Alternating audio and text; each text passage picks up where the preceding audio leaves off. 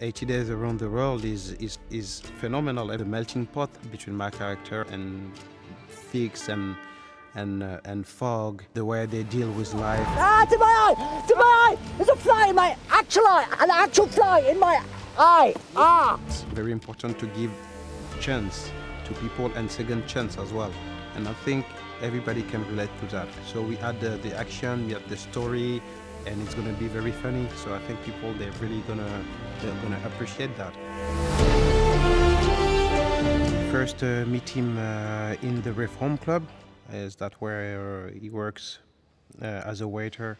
He ended up there because he fled from Paris, and while he was working, he came into some issues with another waiter, and he knew that he had to go from London as well.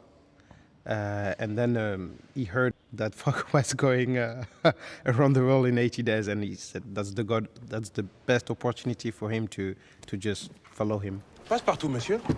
At your service. Passe-partout. Passe-partout.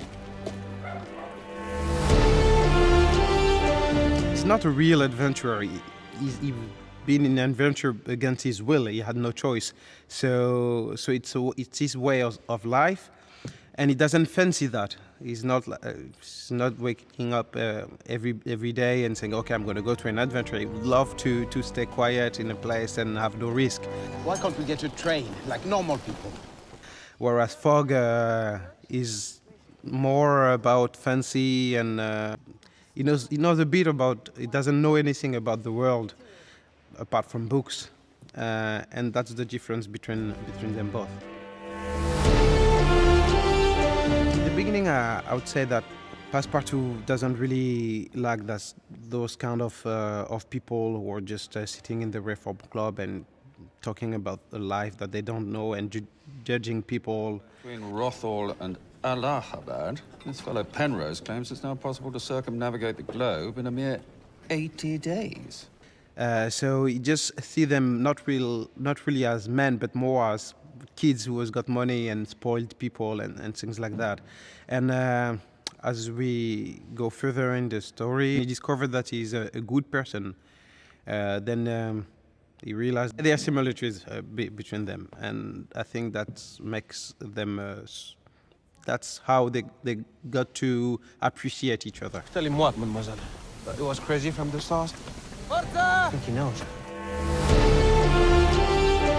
I think Passepartout sees at the first sight that she's special, and that she's a fighter the same way as Passepartout is. He recognized that in her immediately, whereas she does not at the beginning, I think. And the more we go in the journey, the more they kind of like each other, but they don't really want to admit it.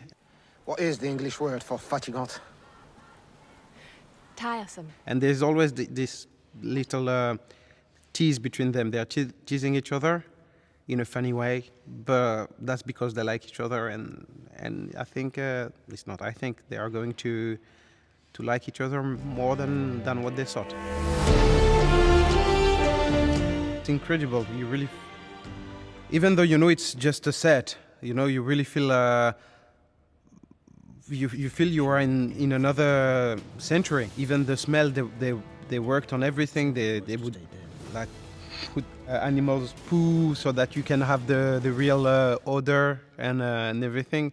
It's really amazing, and it's even better than when the way I was imagining it. So I'm really impressed. Everything is perfect, monsieur. Then let the adventure begin.